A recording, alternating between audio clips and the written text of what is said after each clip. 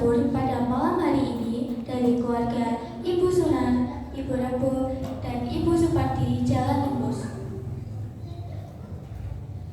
Informasi selanjutnya, perolehan infak tarawih pada hari Minggu tanggal 15 Maret tahun 2026. Saldo sebelumnya sebanyak Rp3.647.000. Pemasukan tadi malam Rp300.082.000. Total saldo Rp4.020.000. Informasi selanjutnya, jadwal imam dan penceramah pada hari Selasa tanggal 17 Maret tahun 2026. Yang terhormat Ustadz Dr. Andos Haji Mustanto DW dipersilakan. Wassalamualaikum warahmatullahi wabarakatuh. Assalamualaikum warahmatullahi wabarakatuh.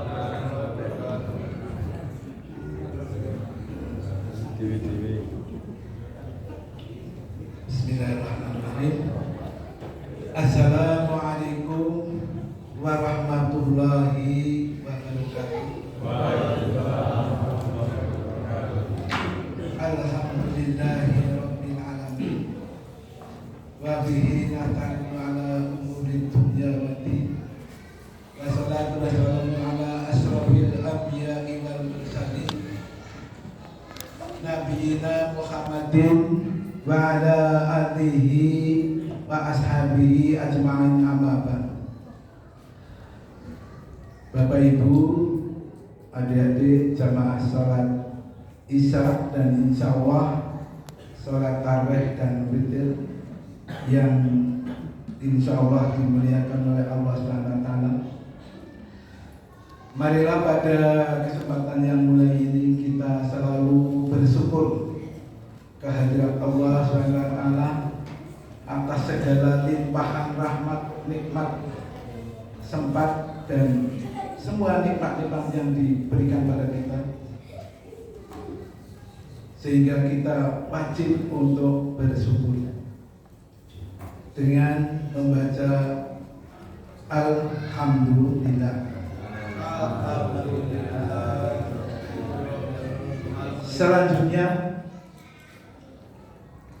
selawat serta salam semoga tercurah kepada junjungan kita Nabi Agung Muhammad Sallallahu Alaihi Wasallam, kepada keluarganya, kepada sahabatnya, dan kepada kita semua yang insya Allah taat menjalankan sunnah-sunnahnya, dan semoga di yaumul akhir mendapatkan syafaatnya. Amin ya rabbal alamin. Bapak Ibu, adik-adik yang dimuliakan oleh Allah SWT, saya tidak akan lupa amanah dari seksi zakat bahwa sekarang sudah malam ke-27 ya. 28 bagian Rabu, 27 bagian Kamis. Dan insya Allah semoga ini ada tanda-tanda untuk ketoy baru, mudah-mudahan. Saya menginformasikan amanah dari seksi zakat, yaitu ini sudah malam ke-8 hingga 29.30. Oleh karena itu pada semua jamaah yang belum sempat menunaikan zakat fitrah, semoga segera segera saja untuk menunaikan zakat fitrah, termasuk yang sedang ngomong karena belum. Ya maaf, jadi menginformasikan diri sendiri juga ya. Kemudian ini saya menggarisbawahi kepada Bapak Ibu yang membayar fidyah. Ini kemarin tertulis 45, sekarang sudah tertulis 30. Jadi Bapak Ibu jangan khawatir. Karena apa? Sebetulnya fidyah itu diberikan untuk membayar orang yang sedang puasa. Kalau orang yang sedang puasa berarti membayarnya buka puasa dan sahur.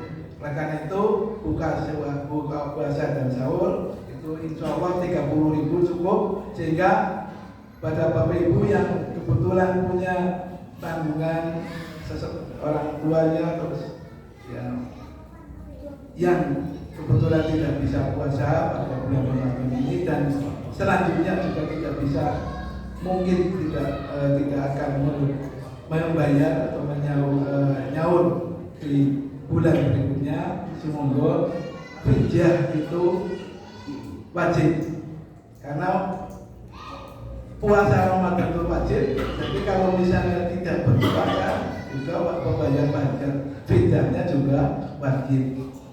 Jadi itu Bapak Ibu sekalian. Dan zakat mal wajib bagi yang sudah memenuhi syarat. Jadi Bapak Ibu tadi sudah dijelaskan zakat mal sekitar 33 juta. Monggo yang belum menunaikan zakat mal, karena zakat mal untuk membersihkan harta, zakat fitrah untuk membersihkan jiwa. Zakat itu tadi adalah salah satu dari sedekah. Jadi Bapak Ibu sekalian, jangan sampai keliru sedekah itu apa. Sedekah itu adalah sedekah yang wajib itu adalah zakat, ya zakat mal, ya fidyah dan lain sebagainya. Tadi ada mungkin pernah berjanji, itu juga wajib dibayarkan. Dan sebetulnya yang namanya sedekah ini saya sekedar untuk mengulangi pelajaran dari beliau Bapak Haji Tarmizi yang belum pernah memberikan bahwa sedekah ini, mungkin yang ikut pengajian malam Rabu ya, itu sudah bisa mengerti bahwa sedekah itu sebetulnya memberikan atau memberikan makanan kepada sendi-sendi tubuh manusia. Jadi kalau yang ingat, sendi manusia itu ada 360. Jadi Bapak Ibu, 360 itu perlu diberi makan. Kalau kita memberi makan dengan sedekah, Bapak Ibu, sedekah itu kan tidak harus memberi materi. Sedekah kemarin sudah dibicarakan oleh ustaz yang lain. Sedekah yang paling ringan adalah membaca tasbih, membaca pokoknya ada alhamdulillah, Allahu Akbar, subhanallah, la ilaha illallah. Itu sudah merupakan sedekah untuk ruas sendi kita yang 360. Oleh karena itu Bapak Ibu, itu kalau sholat subuh ya, itu kan sedang diawali subuh, kemudian setelah sholat itu tidak beranjak pulang atau beranjak pergi, itu otomatis kita membaca sholat tasbih dan tahmid serta dan lain-lain yang tadi saya sebutkan. Itu merupakan makanan dari ruas sendi-sendi kita. Bagaimana kalau ruas sendi kita yang 360 itu tidak diberi makan Bapak Ibu? Ya itu tadi laparnya 360 sendi itu akan mengakibatkan berbagai macam masalah. Oleh karena itu Bapak Ibu, sendi atau sedekah yang kita makan, yang kita berikan itu memberi makan kepada sendi kita itu, kalau misalnya keluar di wajah, itu akan membuat orang juga sangat wajahnya akan bersinar-sinar. Kalau keluar ke driji jari, itu akan mengetik WA juga akan mengenakan bagi orang yang membacanya. Kalau keluar dari ke kaki, akan meringankan kaki kita menuju masjid. Itulah sedekah yang kita berikan untuk memberi makan kepada ruas sendi kita. Mengapa kita harus bersedekah Bapak Ibu? Sebetulnya sedekah itu sangat ringan Bapak Ibu, tapi ternyata sedekah itu sangat dahsyat. Kalau dulu awal puasa yang memberikan dahsyatnya ucapan terima kasih, sekarang bagaimana dahsyatnya sebuah sedekah. Bapak Ibu sekalian, sedekah itu tidak hanya untuk memberi makan pada ruas-ruas sendi kita, tapi dengan memberikan makan pada sendi ruas sendi kita akan memberikan dikeluarkan dari tubuh kita itu berupa kesehatan. Bapak Ibu, jadi kalau dengan sedekah itu akan menjadi sehat. Sedekah juga akan menjadi untuk misalnya orang-orang yang mau meninggal itu menjadi terhindar dari meninggal yang buruk. Bapak Ibu, kan setiap ada orang meninggal kita berdoa semoga husnul khotimah. Sebetulnya kalau kita mendoakan orang supaya husnul khotimah itu sebetulnya tidak perlu pada waktu setelah meninggal, tapi kita berdoa terus setelah sholat itu semoga menjadi meninggal dengan husnul khotimah. Karena Bapak Ibu sekalian, ini saya punya teman di sebuah rumah sakit yang sudah 20 tahun itu mengawasi atau merawat atau pada orang-orang yang mau meninggal itu tadi. Ternyata Bapak Ibu sekalian, kita sudah berdoa untuk husnul khotimah, tapi ternyata pada waktu meninggal itu banyak sekali cara-caranya dan yang dialami oleh teman saya tadi yang mengawasi orang-orang pada waktu mau meninggal itu selama 20 tahun. Jadi sebetulnya sudah ada hadis Rasulullah SAW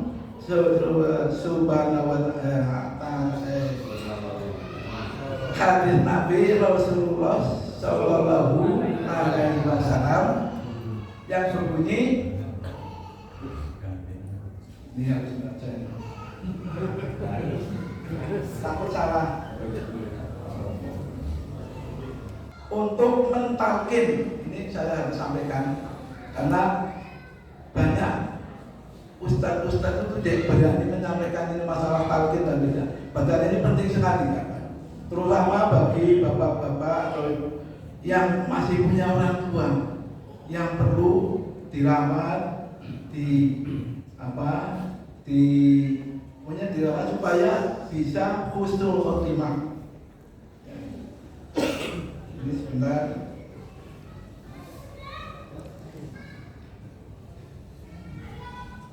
Lakinu mautakum la ilaha illallah. Jadi hadis ini jangan sampai dirubah. Lakinu mautakum Allah. Jadi tidak boleh. Jadi dalam orang mentalkin itu hanya Allah, jangan kepanjangan dan nanti kurang hafal. Padahal sebetulnya Bapak Ibu sekalian, kalau ingin mentalkin orang yang mau meninggal itu harus dengan lemah lembut, harus dengan perasaan yang mendalam, ditekatkan di telinga kanan, Bapak Ibu, di telinga kanan dengan la ilaha illallah. Jangan kepanjangan nanti tidak berbeda.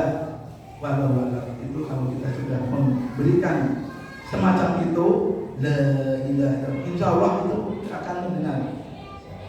Orang yang mendengar dan mencerna. Jadi jangan sampai mbah nyebut ternyata setelah meninggalnya jadi mentakdir itu harus betul-betul sesuai dengan tuntunan Rasulullah SAW. Jadi jangan sampai diganti-ganti untuk mentakdir. Bapak Ibu, jadi seperti itulah dengan adanya sedekah tadi, insya Allah itu akan berpengaruh kepada badan orang meninggal juga, sehingga keluar dengan energi-energi yang positif, sehingga tidak akan mau meninggal dalam keadaan marah. Ada Bapak Ibu ini ceritanya ya, mau meninggal dalam keadaan marah. Jadi ternyata akhir katanya itu kata hewan yang dikeluarkan. Kemudian ada lagi, Pak ini Pak, ini gimana ya, ini sudah bingung saya. Sebenarnya dulu bacakan Yasin, bisa meninggal malah dibacakan Yasin tuh banget, bingung. Akhirnya apa? Pada waktu tengah-tengah membaca surat Yasin itu pas kejadian itu, sehingga apa? Kakinya menendang orang yang sedang membaca Yasin, tangannya juga akhirnya apa? Meninggal tidak dengan betul, tidak dengan seperti ini misalnya. Itulah jadi Bapak Ibu sekalian, dan orang yang meninggal itu jangan sampai misalnya kakinya itu kok tidak lurus, kemudian harus diluruskan dengan pelan-pelan, dengan sabar, dengan lemah lembut. Jadi sebetulnya saya ingin memberikan contoh-contoh sedekah yang sangat mudah dan sangat ringan, tapi akan membuat hal yang sangat menakjubkan. Tapi waktunya sudah jam 8 kurang. Nah, karena itu saya ingin mengajak pada Bapak Ibu sekalian, marilah pada bulan Ramadan ini, bulan hari sudah 3 hari lagi atau 2 hari lagi, marilah kita betul-betul manfaatkan dengan sesungguh-sungguhnya. Kita beri asupan ruas sendi-sendi kita dengan asupan sedekah. Sedekah yang sangat betul-betul bermakna bagi ruas-ruas sendi kita adalah yang salah satunya adalah sholat duha. Jadi Bapak Ibu jangan sampai keliru, sholat duha itu hanya untuk meminta rezeki. Sebetulnya sholat duha itu adalah memberikan asupan kepada 360 ruas sendi ini, sehingga 369 ini akan menjadi positif dan akan gampang menerima rezeki, dan sudah dijanjikan oleh Allah bahwa rezeki itu akan datang tanpa diduga-duga, dan datangnya rezeki akan datang dari arah manapun. Itu saja, terima kasih. Mudah-mudahan apa yang saya sampaikan tadi akan memberikan manfaat bagi Bapak Ibu sekalian, terutama kepada saya sendiri, dan mudah-mudahan Bapak Ibu dalam menjalankan puasa, menjalankan semua yang dilaksanakan dalam rangka mendekatkan diri kepada Allah SWT akan diterima oleh Allah SWT, dan semua dosa-dosa yang terlalu akan diampuni Allah SWT. Demikian, billahi taufiq wal hidayah. Assalamualaikum warahmatullahi wabarakatuh.